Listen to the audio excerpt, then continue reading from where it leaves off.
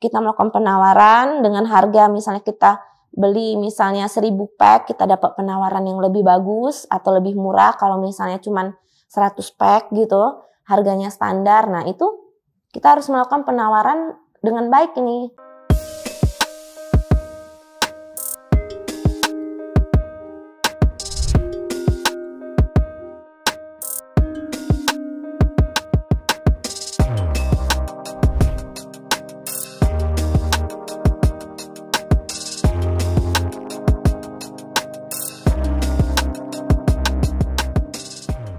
Ya, berikutnya loss control. Nah, kenapa kita perlu loss control? Ini digunakan untuk melacak, mengkontrol dari lotnya, ya, sehingga perusahaan dapat menelusuri semua bahan baku, barang jadi yang menggunakan material tersebut.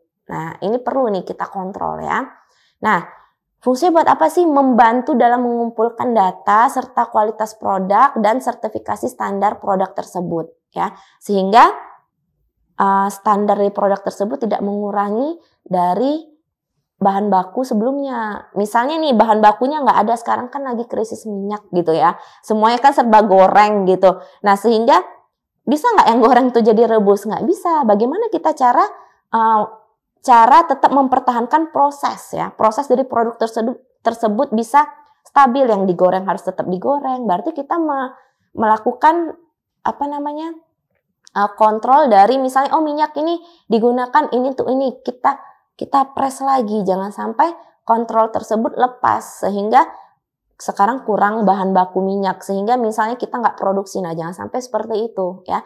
Standar produksi itu harus tetap sesuai walaupun kelangkaan bahan baku bisa diganti dengan yang lain. Nah, itulah butuhnya lot dari kontrol. Nah, adapun dari modul distribution data collection. Nah, data collection. Di sini kita mendukung dari proses warehousing tersebut ya. Nah, apa yang kita dukung prosesnya? Paperless. Agar apa? Jalur komunikasi antara sistem pengirim dengan penyimpanan serta peralatan yang ada di warehousing tersebut itu bisa kita gunakan pakai scan barcode ya. Nah, itu gunanya distribution data collection supaya distribusi data yang masuk itu kita tinggal barcode. Jadi nggak perlu secara manual.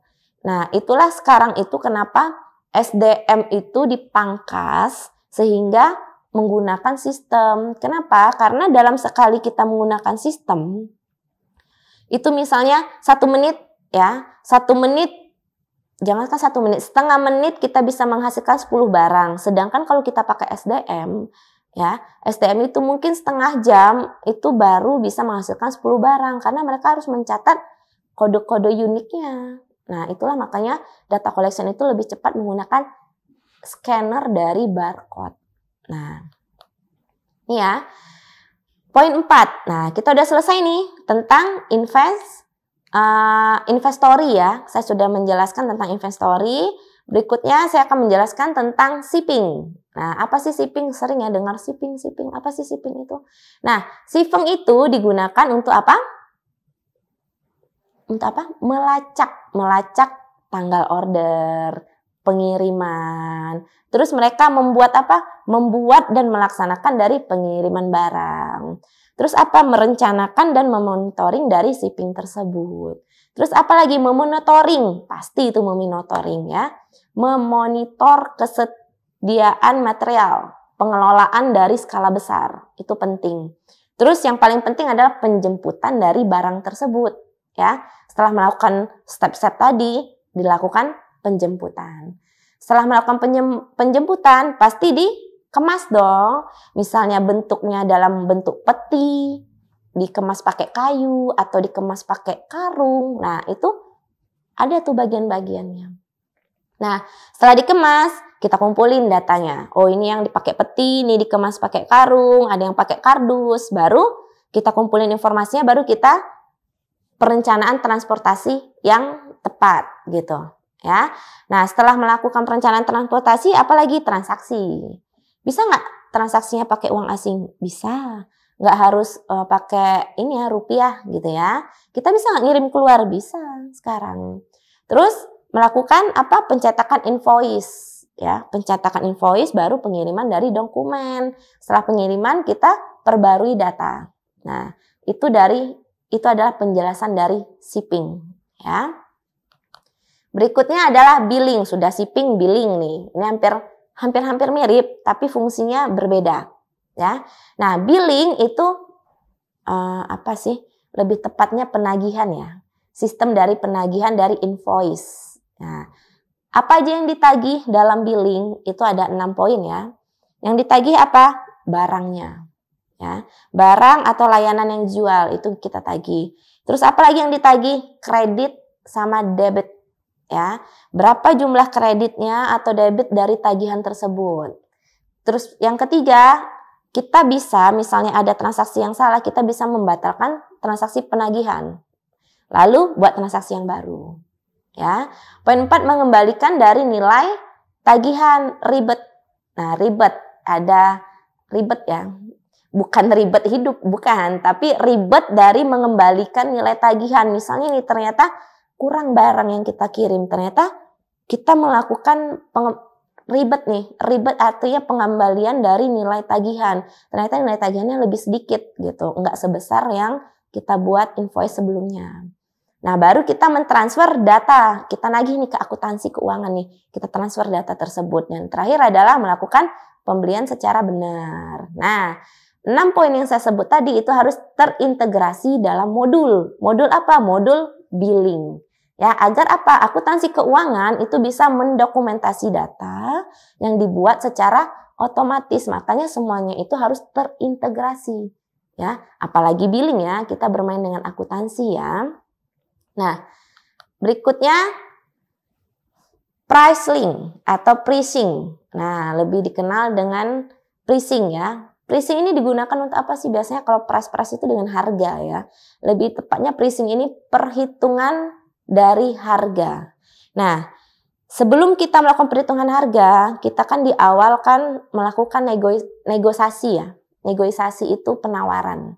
Penawaran kepada pihak luar atau pihak konsumen nih. Kita sebagai sales, kita melakukan penawaran dengan harga, misalnya kita beli misalnya 1000 pack, kita dapat penawaran yang lebih bagus atau lebih murah. Kalau misalnya cuma 100 pack gitu, harganya standar. Nah, itu kita harus melakukan penawaran dengan baik ini dengan konsumen. Nah, terus biaya. Nah, biaya ini biasanya ada pihak internal sama pihak eksternal. Nah, biaya internal ini biasanya udah include dari barang. Tapi bagaimana dengan biaya eksternal? Biaya eksternal ini biasanya tentang pengiriman ya. Akomodasi dari barang A ke barang B bisa sampai ke tempat. Nah, itu biasanya biaya eksternal. Nah, itu harus tepat ya. Nah, makanya harus ada namanya modul pricing. Nah, modul pricing ini untuk menyimpan informasi tersebut mengenai harga-harga yang berkaitan dengan jumlah barang ya.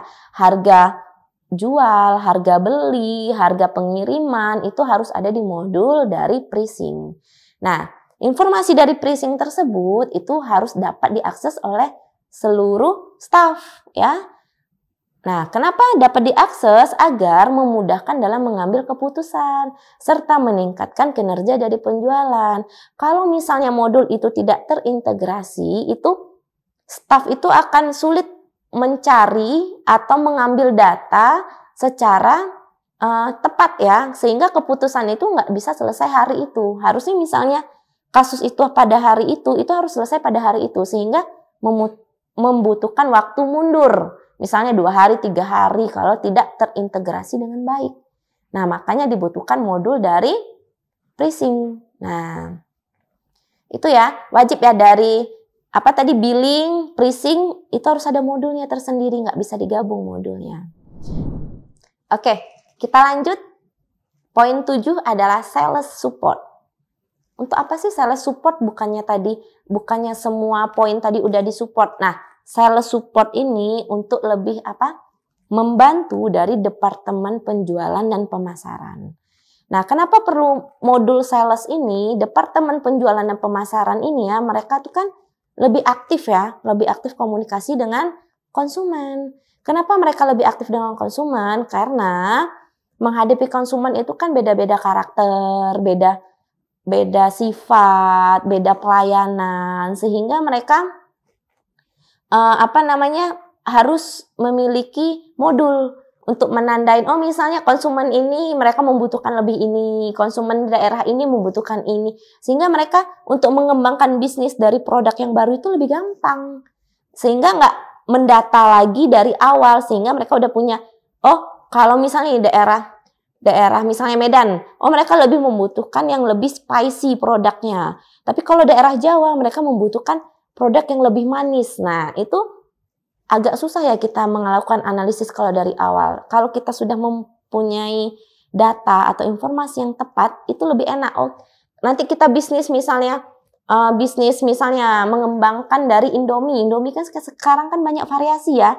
Ada Indomie rendang, Indomie mie celor, ada Indomie soto ya. Jadi semua daerah itu dibuat versi dari Indomie tersebut sehingga kita salurkan sesuai dengan daerahnya. Nah, itu diperlukan.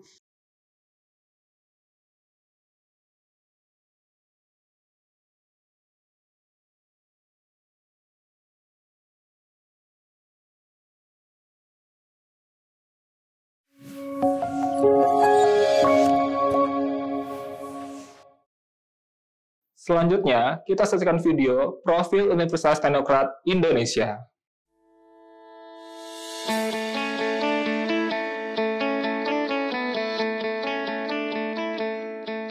Lampung, the treasures of Sumatra, is a province that becomes the gateway to the Sumatra Island. Lampung has 2 municipalities and 13 districts, consisting of 234 sub-districts. The province, with an area of 35,587 km squares, owns millions of extraordinary natural beauty. Education in Lampung province is also highly considered and colored by the existence of Universitas Teknokrat Indonesia.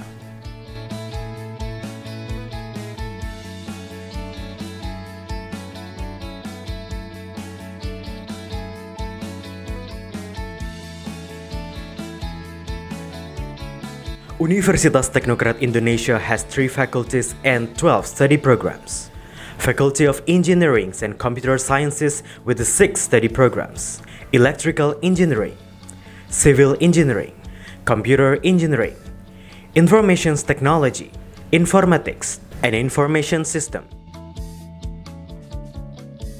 Faculty of Economics and Business with 2 study programs: Management and Accounting. Faculty of Arts and Educations with 4 study programs: English Literature, Mathematics Education, English Educations, and Physical Education. Universitas Teknokrat Indonesia believes that education is the key to the advancements of a nation.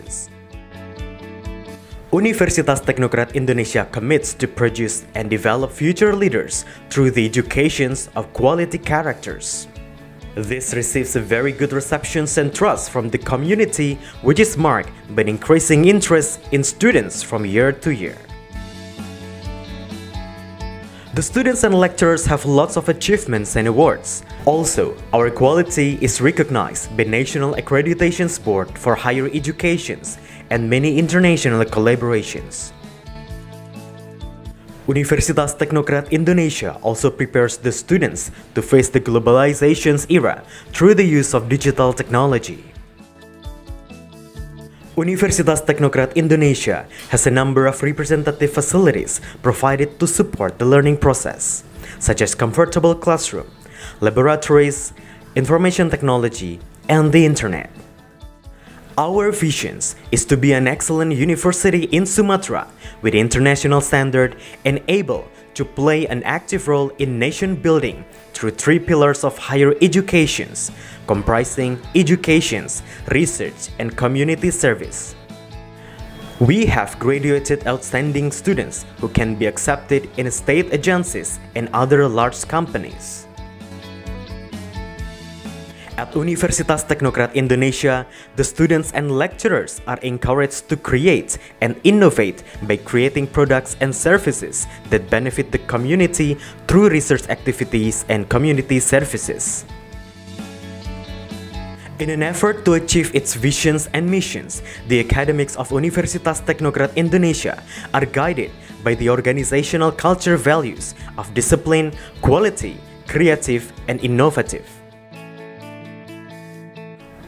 To support the quality of learning processes, we have very complete and sophisticated facilities, including digital-based smart classroom, hotspot in campus area, sport facilities, auditorium, and students' hall. Come and be a part of us, the Campus of Champion, Universitas Teknokrat Indonesia.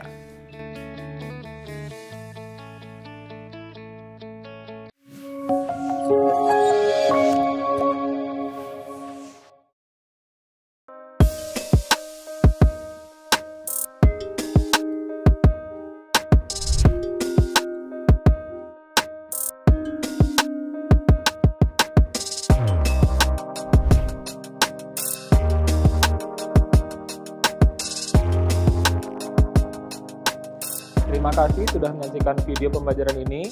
Jangan lupa like, komen, dan subscribe, serta nyalakan tanda loncengnya agar kalian tidak ketinggalan informasi update lainnya.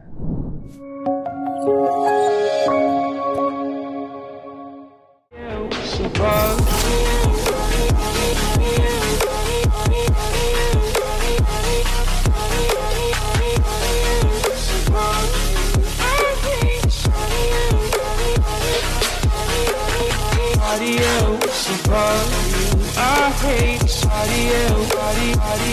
body.